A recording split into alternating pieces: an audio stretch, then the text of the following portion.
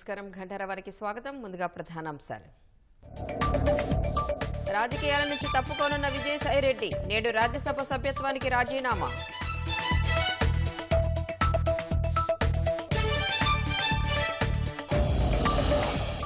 ఏలూరు జిల్లా భైరవపట్నంలో 20 గుడిసెలు దగ్ధం. అగరబత్తి అంటుకుని ప్రమాదం, 6గురికి గాయాలు.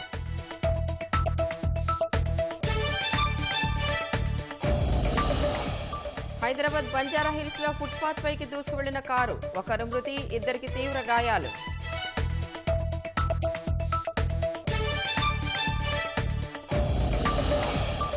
నేరగాళ్ల కదలికలు పసిగట్టేలా 1,00,000 సీసీ కెమెరాలు. ప్రభుత్వం ప్రజా భాగస్వామ్యంతో ఏర్పాటుకు సన్నాహాలు.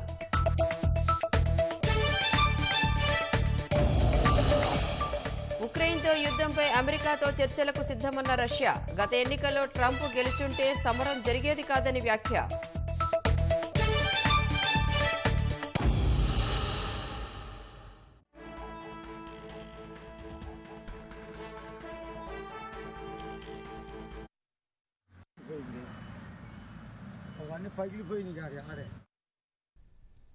ఎన్టీఆర్ జిల్లా ఇబ్రహీంపట్నం మండలం జూపూడి వద్ద ప్రమాదం జరిగింది. ఇసుక ట్రాక్టర్ను సాయి శ్రీకృష్ణ ట్రావెల్స్ బస్సు ఢీకొంది. ఈ ప్రమాదంలో ట్రాక్టర్ డ్రైవర్కు తీవ్ర గాయాలయ్యాయి. హుటాహుటిన డ్రైవర్ను ఆసుపత్రికి తరలించారు. హైదరాబాద్ నుంచి ప్రైవేటు బస్ విజయవాడ వైపు వస్తుండగా ప్రమాదం జరిగింది. దుర్ఘటన సమయంలో బస్సులో 40 మంది ప్రయాణికులు ఉన్నారు. వారందరినీ వేరే బస్సులో గమ్యస్థానాలకు తరలించారు.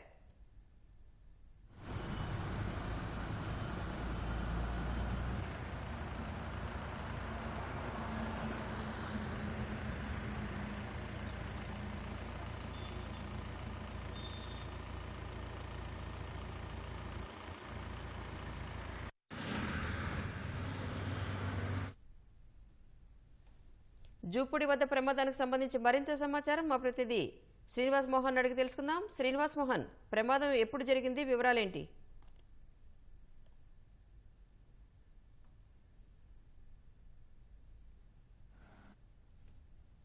ఇక హైదరాబాద్ బంజారాహిల్స్ బసవతారకం ఆసుపత్రి వద్ద కారు బీభత్సం సృష్టించింది. ఫుట్పాత్ పైకి దూసుకువెళ్లడంతో ఒకరు మృతి చెందగా మరో 2కి గాయాలయ్యాయి. ప్రమాదం జరిగాక కారు నడిపిన వ్యక్తులు పరారయ్యారు. పోలీసులు ఘటనా స్థలానికి చేరుకుని ఆధారాలు సేకరిస్తున్నారు. నిందితులు ఎటువైపు వెళ్లారనే కోణంలో సీసీ కెమెరా దృశ్యాలను పోలీసులు పరిశీలిస్తున్నారు.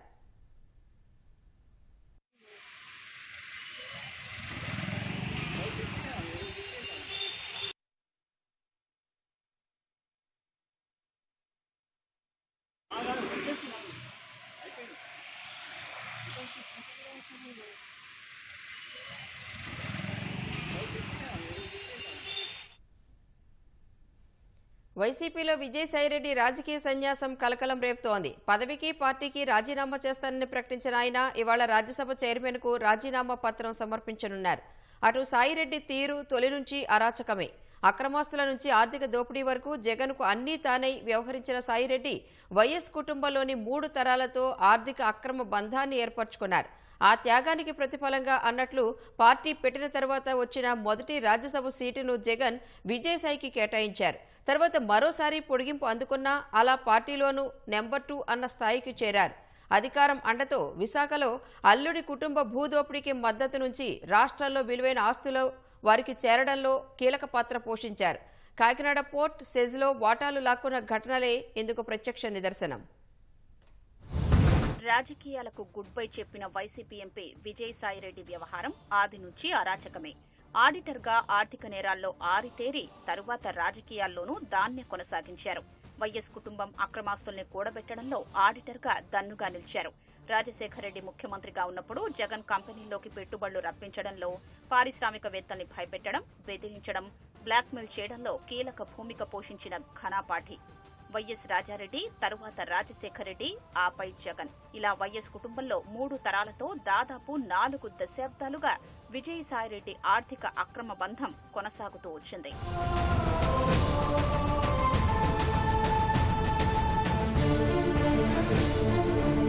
వైఎస్ జగన్ అక్రమాస్తుల కేసులో సూత్రధారి, కీలక పాత్రధారి విజయసాయిరెడ్డి.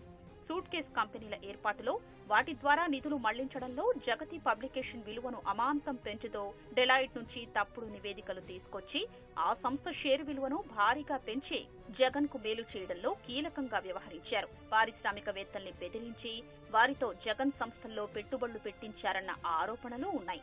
ఆర్థిక లావాదేవీల అక్రమాల్లో జగన్ ఆత్మగా వ్యవహరించిన విజయసాయిరెడ్డి అక్రమాస్తుల కేసులో ఆయనతో పాటే ఏడాదికి పైగా జైల్లో గడిపారు. అక్రమాస్తుల వ్యవహారంలో తనకు పూర్తి స్థాయిలో సహకరించినందుకు ప్రతిఫలంగా జగన్ విజయసాయిరెడ్డికి 2016లో వైసీపీ తరపున రాజ్యసభకు పంపారు. ఆ పార్టీ ఏర్పాటయ్యాక వచ్చిన తొలి రాజ్యసభ స్థానమదే. పార్లమెంటు పార్టీ నేతగా కూడా అవకాశం కల్పించడంతో విజయసాయి ఆ హోదాలో కేంద్రంలో విస్తృతంగా లాబియింగ్ చేసే జగన్ కు వ్యక్తిగతంగా, రాజకీయంగా మద్దతు కూడగట్టారు. జగన్ అక్రమాస్తుల కేసులో దాదాపు 12 ఏళ్ల నుంచి ఎలాంటి పురోగతి లేకపోవడం ఇక్కడ గమనార్హం. 2022లో రెండోసారి కూడా జగన్ విజయసాయికి రాజ్యసభ అవకాశమిచ్చారు. 2028 వరకు రాజ్యసభ సభ్యుడిగా ఆయనకు పదవీ కాలముంది. ప్రస్తుతం రాజ్యసభలో వైసీపీ పక్ష నేతగా వ్యవహరిస్తున్నారు.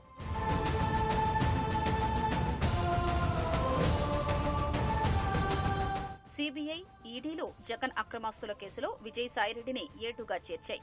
అప్పట్నుంచి ఆయన ఏటుగా పేరొందారు. వైసీపీలో జగన్ తర్వాత దాదాపు నెంబర్ 2గా వ్యవహరించారు. వైసీపీ అధికారంలో ఉన్నప్పుడు ఆ పార్టీ ఉత్తరాంధ్ర సమన్వయకర్తగా విజయసాయిరెడ్డి విశాఖ కేంద్రంగా సాగించిన అరాజకీయం వేరే లెవెల్. ఆ ప్రాంతానికి తానే ముఖ్యమంత్రిననే స్థాయిలో అప్పట్లో రెచ్చిపోయారాయన. విజయసాయిని ఉత్తరాంధ్ర పార్టీ బాధ్యతల నుంచి తప్పించినప్పుడు ఆయనకు జగన్ కు మధ్య అంతరం వచ్చిందనే ప్రచారం వైసీపీలో జరిగింది. అప్పట్లో కొద్దికాలం ఆయన పార్టీ కార్యక్రమాలకు దూరంగా ఉన్నారు. తరువాత ఆయనకు దక్షిణ కోస్తా జిల్లాల బాధ్యతల్ని అప్పగించారు. గతేడాది సాధారణ ఎన్నికల్లో నెల్లూరు లోక్సభ అభ్యర్థిగా బరిలోకి కూడా దించారు. దీంతో జగన్, విజయసాయిల బంధం విడదీయరానిదంటూ పార్టీ నేతలు మాట్లాడుకునేవారు. రాజకీయంగా విమర్శలు చేయడంలో సాయిరెడ్డి నీచ స్థాయికి దిగజారిన ఘటనలు అనేకం. ప్రత్యర్థి పార్టీ నేతల్ని సామాజిక మాధ్యమాల్లో కించపరుస్తూ వారి వ్యక్తిత్వ హననం చేసేలా పోస్టులు పెట్టడం, ప్రశ్నించిన వారిపై అసభ్య పదజాలంతో విరుచుకుపడ్డం, కోర్టుకు ఈడుస్తానంటూ బ్లాక్మెయిల్ చేయడం ఆయన నైజం. రాష్ట్రంలో ఎన్డీఏ కూటమి అధికారంలోకి రాగానే పాత అవకతవకలన్నీ తిరగదోడుతోంది. ఆ క్రమంలోనే కాకినాడ పోర్టు సెజ్ల బలవంతపు బదలాయింపు వ్యవహారంపై కేసు నమోదైంది. ఎటూ తప్పించుకోలేమన్న ఉద్దేశంతో వాటిలో షేర్లను తిరిగి బదలాయించేస్తున్నారు. ఇప్పటికే కాకినాడ పోర్టుకు సంబంధించి ఈ ప్రక్రియ సగం పూర్తయింది. విశాఖలో జరిగిన అన్ని రకాల అవకతవకలపై కూడా ప్రభుత్వం దృష్టి పెట్టింది. ఈ నేపథ్యంలోనే విజయసాయిరెడ్డి రాజీనామా చేయడం గమనార్హం.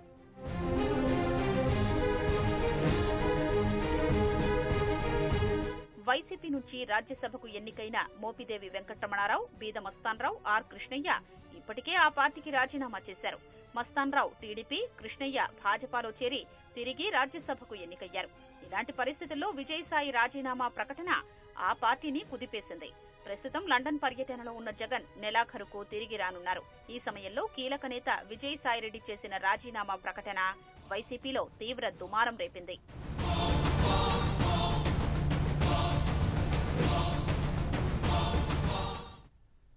ఏలూరు జిల్లా మండవల్లి మండలం భైరవపట్నంలో భారీ అగ్ని ప్రమాదం చోటు చేసుకుంది. గ్రామంలోని ప్రధాన కూడలిలో జాతీయ రహదారి పక్కన ఉండే పక్షుల వేటగాళ్లకు చెందిన 20 గుడిసెలు అగ్నికి ఆహుతయ్యాయి. ఈ ప్రమాదంలో 3 చిన్నారులు, ఓ మహిళతో సహా ఒకే కుటుంబానికి చెందిన 6గురికి తీవ్ర గాయాలయ్యాయి. దోమల నివారణకు అగరబత్తి వెలిగించగా నాటు తుపాకీలో ఉండే మందుగుండు సామాగ్రికి అంటుకుని మంటలు చెలరేగాయి. గుడిసెల్లోని గ్యాస్ సిలిండర్లకు మంటలు వ్యాపించి భారీ పేలుడు సంభవించింది. నెల్లూరుకు చెందిన పక్షుల వేటగాళ్లు సుమారు 20 ఏళ్ల కిందట భైరవపట్నం వచ్చి స్థిరపడ్డారు. ఆక్వా చేపలు, రొయ్యల చెరువులపై పక్షులను బెదిరిస్తూ జీవనం సాగిస్తున్నారు. 20 గుడిసెల్లో ప్రతి ఇంట్లో నాటు తుపాకీలో పేలుడుకు ఉపయోగించే మందుగుండు సామాగ్రి ఉండటంతో ప్రమాద స్థాయి తీవ్రంగా ఉంది.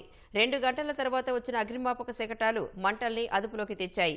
పోలీసులు తీవ్రంగా శ్రమించి క్షతగాతులను బయటకు తీసుకొచ్చి ప్రైవేటు వాహనంలో కైకలూరు ప్రభుత్వ ఆసుపత్రికి తరలించారు. కైకలూరు ఆసుపత్రిలో చికిత్స అనంతరం క్షతగాతులను మెరుగైన వైద్య సహాయం కోసం ఏలూరు, గుంటూరు ప్రభుత్వ ఆసుపత్రికి తరలించారు. ఘటన జరిగిన ప్రాంతాన్ని ఏలూరు డీఎస్పీ శ్రావణ్ కుమార్ పరిశీలించారు.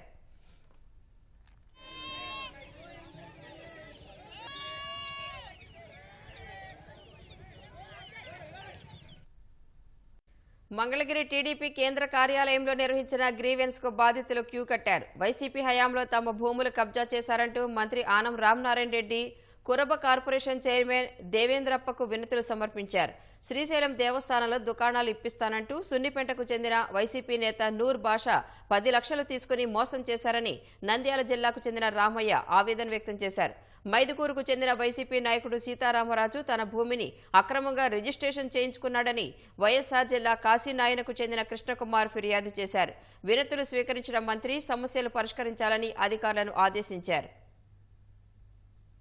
నరమల చంద్రశేఖర్ రెడ్డి, సర్వే నెంబర్ 373 3 ఎకరాలు, సర్వే నెంబర్ 94లో 2 ఎకరాలు 6 సెంట్లు, మొత్తం 5 ఎకరాలు 6 సెంట్లు భూములకు పెద్దిరెడ్డి సుబ్బారెడ్డి, సన్నాం నడి సుబ్బారెడ్డి అని అతను సార్ కాశీనాయమంలో వడ్డమాన విలేజ్ సార్. అతని ఒకటే సీరియల్ నెంబర్తో 527 999 అనే సీరియల్ నెంబర్తో 3 టైటిల్ లీడ్స్ పుట్టించినాడు. ఒక టైటిల్ లీడ్స్ వచ్చి ఏపీసీబీ బ్యాంక్ లో పెట్టి 60,000 లోన్ తెచ్చినాడు. ఒక టైటిల్ లీడ్స్ పెట్టి డీసీసీ బ్యాంక్ లో పెట్టి 3,70,000 తెచ్చాడు. 3వ టైటిల్ వచ్చి స్పేర్ అతను అంచును ఉంచుకున్నాడు. నేను తహసీల్దార్ గారికి, ఆర్డీఓ గారికి, కలెక్టర్ గారికి అర్జీ పెట్టుకుంటే దాని గురించి వాళ్ళు అతని మీద యాక్షన్ తీసుకోలేదు సార్. కడప జిల్లా కాశీనాయన మండలము కేన్ కొటాల గ్రామ నివాసైన ఓర్సు బాలయ్యను సార్ 2005లో 17/1లో ఎకరా 56 సెంట్లు, 17/2లో ఎకరా 6 సెంట్లు, ఇద్దరికి కలిపి 2 ఎకరాల 62 సెంట్లు భూమి పట్టా ఇచ్చారు, పాస్బుక్లు ఇచ్చారు. వైసీపీ లీడర్ అయిన బోర్బండి రామసుబ్బారెడ్డి అక్రమంగా దౌర్జన్యం చేసి ఆ భూములను రెండింటిను భూ కబ్జా చేసినాడు. అన్నమయ్య జిల్లా, నా పేరు నీలకంఠ రెడ్డి, తంబాలపల్లి నియోజకవర్గము. 58 సెంట్లు భూమి, 517 సర్వే నెంబర్లో 25 ఏళ్ళు 30 ఏళ్ళంటి గవర్నమెంట్ హాస్టల్కు, బీసీ హాస్టల్కు, స్కూలుకు మేము సొంతం కట్టడాలు కట్టుకొని టెంకాయ చెట్లు 19 పెట్టుకొని అనుభవించుకొని ఉంటే ద్వారకనాథ్ రెడ్డి మనుషులుగా ఉండి ముగ్గురు, భాస్కర్ రెడ్డి, రాజశేఖర్ రెడ్డి, రెడ్డిశేఖర్ రెడ్డి వీళ్ళు ముగ్గురు వచ్చి జేసీపీ ఎత్తకచ్చి కూల్చివేసినారు. తెనాలి మండలం సంగం జాగర్లమూడి గ్రామంలో వేంచేసి ఉన్న శ్రీ సంగమేశ్వర స్వామి వారి దేవస్థానం భూములను గత వైసీపీ ప్రభుత్వంలో ల్యాండ్ ఎక్విజిషన్ జరిపి 4 ఎకరాల భూమిని దేవస్థానం స్వామివారి చెందిన సొత్తును అప్పటి తహసీల్దార్ గారు అండ్ అదర్స్ కలిసి దేవస్థానం చెందిన భూములను కాజేసినారు. ఢిల్లీలో నిర్వహించనున్న గణతంత్ర వేడుకలకు అనకాపల్లి జిల్లా ఉమ్మలాడకు చెందిన నాగేశ్వరరావు, లావణ్య దంపతులకు ఆహ్వానం లభించింది. సూర్యాఘర్ పథకం కింద ఇంటి వద్ద సోలార్ ప్లాంట్ ఏర్పాటు చేసినందుకు జిల్లా కలెక్టరేట్లో తీసిన లక్కీ డ్రాలో లావణ్య దంపతులకు ఈ అవకాశం దక్కింది. డ్రాలో తమ పేరు ఎంపిక కావడం ఎంతో ఆనందంగా ఉందని, కుటుంబ సమేతంగా వేడుకల్లో పాల్గొనడానికి ఢిల్లీ వెళుతున్నట్లు లావణ్య చెప్పారు. రాష్ట్రంలో ఎక్కడ నేరం జరిగినా ఆ దృశ్యాలు, నేరగాళ్ల కదలికలు నిఘా నేత్రాలకు చిక్కేలా పోలీస్ శాఖ పక్కాగా ప్రణాళికలు రచిస్తోంది. అందుకోసం మార్చి నెలాఖరుకల్లా రాష్ట్ర వ్యాప్తంగా 1,00,000 సీసీ కెమెరాల ఏర్పాటుకు సన్నద్దమవుతోంది. ప్రధానంగా ప్రార్థనా మందిరాలు, మతపరంగా సున్నిత ప్రాంతాలు, క్రైమ్ హాట్స్పాట్లు, కూడళ్లు సహా ప్రతి చోట నిఘా నేత్రాలను ఏర్పాటు చేయనుంది. కొన్ని ప్రభుత్వం ద్వారా, మరికొన్ని ప్రజా భాగస్వామ్యంతో ఏర్పాటు చేసి వీటన్నింటినీ స్థానిక పోలీస్ స్టేషన్లకు, కమాండ్ కంట్రోల్ రూమ్లకు అనుసంధానించనుంది.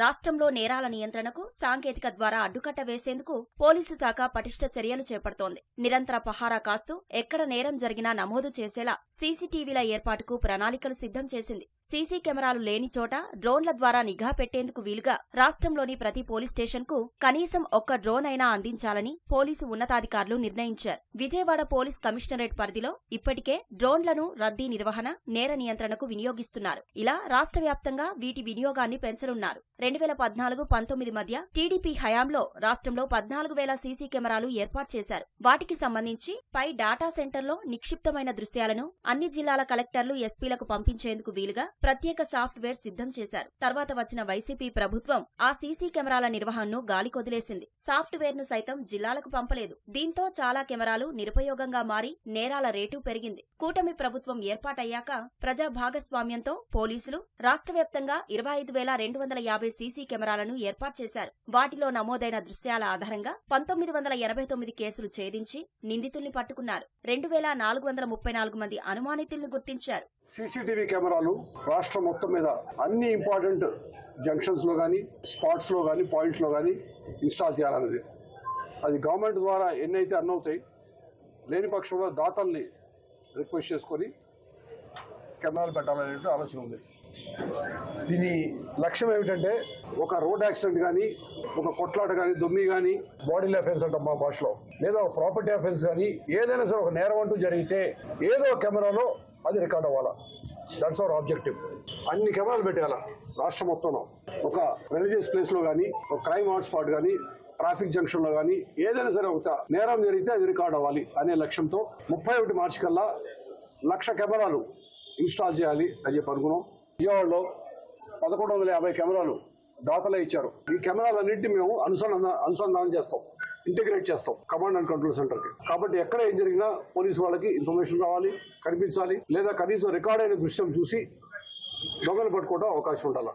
కృష్ణా జిల్లా కంకిపాడులో బైక్ల చోరీ కేసులో సీసీ కెమెరాల దృశ్యాల ఆధారంగా నిందితుణ్ణి గుర్తించి అతని వద్ద 20 లక్షల విలువైన 38 వాహనాల్ని పోలీసులు స్వాధీనం చేసుకున్నారు. తిరుపతి జిల్లాలో బాలికపై హత్యాచార ఘటనలోనూ సీసీ కెమెరాల ద్వారానే నిందితుణ్ణి గుర్తించారు. కర్నూలు జిల్లాలో ఓ హత్య కేసును ఈ దృశ్యాల ద్వారా ఛేదించారు. ప్రస్తుతం అందుబాటులో ఉన్న కొద్ది కెమెరాలతోనే ఈ స్థాయిలో నేరాలు ఛేదించారు. అలాంటిది 1,00,000 కెమెరాలు ఉంటే నేరగాళ్లు ఎవరూ తప్పించుకోలేరని, తప్పు చేయాలంటే భయపడతారనే ఉద్దేశంతో వీటిని యుద్ధ ప్రాతిపాదికన ఏర్పాటు చేసేందుకు పోలీసు శాఖ సన్నద్దమవుతోంది. భవిష్యత్తులో వాటన్నింటిలోనూ నేరగాళ్ల ముఖాలను గుర్తించే వ్యవస్థను పెట్టనుంది. మొత్తం సీసీ కెమెరాల ఏర్పాటు పూర్తయ్యాక వాటి దృశ్యాలను విశ్లేషించి ఏ ప్రాంతాల్లో ఎలాంటి నేరాలు జరుగుతున్నాయి, వాటి నియంత్రణకు ఏం చర్యలు తీసుకోవాలనే దానిపై పోలీసు శాఖ ట్రెండ్ అండ్ సెంటిమెంటల్ విశ్లేషణ చేయనుంది. ప్రయాగ్రాజ్లో పరిశుభ్రత విషయంలో ఉత్తరప్రదేశ్ ప్రభుత్వం పకడ్బందీగా వ్యవహరిస్తోంది. కోట్ల మంది భక్తులు వస్తున్నా ఎక్కడా అపరిశుభ్ర వాతావరణం లేకుండా నిత్యం పర్యవేక్షిస్తోంది. స్నానాల ఘాట్లు, రహదారులు, తాత్కాలిక గుడారాల వద్ద ప్రత్యేకంగా 10,000 మంది పారిశుద్ధ్య కార్మికులను నియమించింది. వీరు నిత్యం చెత్తను తొలగిస్తూ ప్రయాగ్రాజ్ను పరిశుభ్రంగా ఉంచుతున్నారు. నదిలో భక్తులు వదిలే పూజా ద్రవ్యాలను నెట్ల సాయంతో ఎప్పటికప్పుడు తొలగిస్తున్నారు. పారిశుద్ధ్యం విషయంలో యోగి సర్కార్ చర్యలను భక్తులు కూడా మెచ్చుకుంటున్నారు. ప్రయాగ్రాజ్ను పరిశుభ్రంగా ఉంచేందుకు ఉత్తరప్రదేశ్ ప్రభుత్వం విస్తృత స్థాయిలో ఏర్పాట్లు చేసింది. స్నానాల ఘాట్లు, రహదారులు, తాత్కాలిక గుడారాల వద్ద చెత్తను తొలగించేందుకు 10,000 మంది పారిశుద్ధ్య కార్మికులను నియమించింది. ప్లాస్టిక్ వస్తువులను విడిగా సేకరించేలా వారికి శిక్షణ కూడా ఇచ్చింది. పరిశుభ్రత విషయంలో ప్రత్యేకంగా ఒక ప్రామాణిక నిర్వహణ పద్ధతిని రూపొందించామని వివేక చతుర్వేది అనే అధికారి తెలిపారు. प्लास्टिक या कोई भी साफ सफाई की जो व्यवस्था है वो हमारा एक स्टैंडर्ड ऑपरेटिंग प्रोसीजर है, पहले से भी हमारा तय है कैसे करना है. सभी जो सफाई की गैंग है, जो सफाई कर्मी हमारे स्वच्छता दूत लगे हुए हैं, वो हैंड पिकिंग गैंग भी है. वहाँ जैसे कोई कुछ फेंकता है इत्यादि करता है तो उसको उठा लेते हैं. अदरवाइज नॉर्मली पब्लिक जो है डस्टबिन जो रखे गए हैं उसी में अपने सॉलिड वेस्ट को ड्रॉप करती है. उसको हम लोग लाइनर बैग्स को कलेक्ट करके फिर सॉलिड वेस्ट के डिस्पोजल के लिए प्रॉपर इंतजाम करते हैं. नदी में देखा गया कई बार जो श्रद्धालु आते हैं वापस आपको सामान लाकर नदी में छोड़ देते हैं, उससे गंदगी फैलती है, उसके लिए क्या करें? नहीं, ऐसा नहीं है. काफ़ी वो कह रखा है, उनसे सब चीज़ें हैं. ठीक, फूल मालाएं हैं, उसको आदमी छन्ने के माध्यम से निकलवा लेता है. పారిశుద్ధ్య కార్మికుల చిత్తశుద్ధి పట్ల భక్తులు కూడా హర్షం వ్యక్తం చేస్తున్నారు. పారిశుద్ధ్యం విషయంలో ఎక్కడా లోపాలు లేవని చెబుతున్నారు. చిన్న వస్తువు పడేసినా వెంటనే తొలగిస్తున్నారని అంటున్నారు. కోట్లాది మంది భక్తులు వస్తున్నా నిర్వహణలో మాత్రం ఎలాంటి లోపాలు లేవని యోగి సర్కార్ను ప్రశంసిస్తున్నారు. साफ सफाई एकदम बहुत अच्छा लगा है. हम लोग गंगा के किनारे आए, साफ सफाई कचरा वगैरह कुछ भी नहीं. ऐसी साफ सफाई हम लोग इंडिया में कभी तक नहीं देखी ऐसी. हम योगी से बहुत खुश है, बहुत योगी जी को और मोदी से बहुत खुश है हम लोग. आज में बहुत सफाई है. यहाँ देखो, यहाँ पे बहुत ही अच्छा लग रहा है. इतनी पब्लिक होते हुए भी बहुत अच्छी व्यवस्था है. पुलिस फोर्स अच्छी है और यहाँ बहुत ही अच्छा लग रहा है हमें. कहीं भी गंदगी नहीं है. इतनी पब्लिक होते हुए भी सभी जगह सफाई है. रोड पे भी, टॉयलेट वगैरह में सब जगह सफाई है. మహాకుంభమేళా కోసం ఉత్తరప్రదేశ్ ప్రభుత్వం 7,000 కోట్ల రూపాయలను వ్యయం చేస్తోంది. అందులో 1,600 కోట్లను వ్యర్థాల నిర్వహణకు, నదిలో నీరు శుభ్రంగా ఉండేందుకు ఖర్చు చేస్తోంది. జార్ఖండ్లోని రాంచీలో దాదాపు శతాబ్ద కాలం నాటి ఫియట్ 514 మోడల్ కారు ఆకట్టుకుంటోంది. అరుదైన పాత కార్లు దేశంలో చాలా ఉన్నప్పటికీ ఈ కారును ఓ కుటుంబం చాలా విలువైందిగా భావిస్తోంది. నేతాజీ సుభాష్ చంద్రబోస్ గతంలో ఆ కారులో ప్రయాణించడమే అందుకు కారణమని ఆ కుటుంబ సభ్యులు తెలిపారు. ఇక్కడ కనిపిస్తున్న ఈ కారు జార్ఖండ్లోని రాంచీకి చెందిన డాక్టర్ ఫణీంద్రనాథ్ చటర్జీది. 1932లో ఫణీంద్రనాథ్ దీన్ని కొనుగోలు చేశారు. దాదాపు శతాబ్ద కాలం నాటి ఈ ఫియట్ 514 మోడల్ కారును తాజాగా ఫణీంద్ర కుటుంబ సభ్యులు ప్రదర్శించారు. నేతాజీ సుభాష్ చంద్రబోస్తో ఈ కారుకు సంబంధం ఉండటంతో దీన్ని తాము ఎంతో విలువైందిగా భావిస్తామని తెలిపారు. నేతాజీ సుభాష్ చంద్రబోస్ గతంలో ఈ కారులో ప్రయాణించారని ఫణీంద్ర చటర్జీ మనవడు అరూప్ చటర్జీ తెలిపారు. తన తాత నుంచి వారసత్వంగా ఈ కారు వచ్చినట్టు చెప్పారు. ఈ కారు నిర్వహణను తానే చూసుకుంటున్నట్టు ఆయన పేర్కొన్నారు.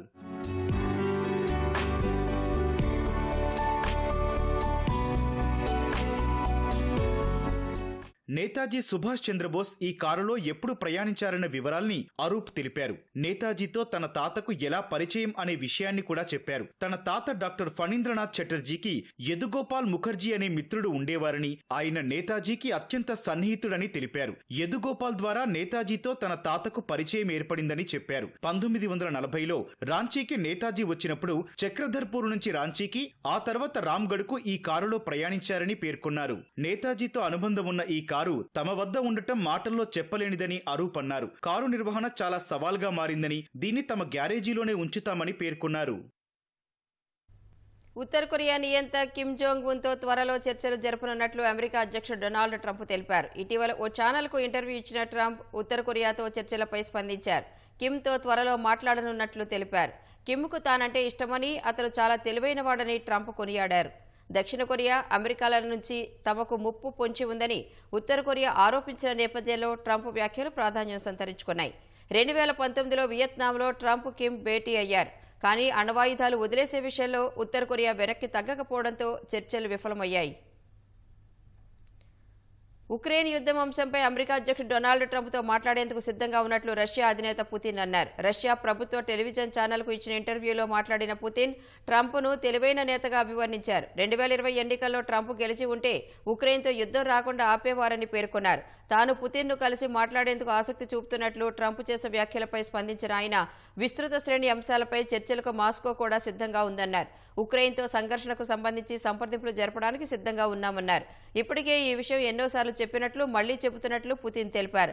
ట్రంప్ ఎంతో చురుకైన వ్యక్తి అని, చెప్పిన విషయాలను ఆచరణలో పెడతారన్నారు.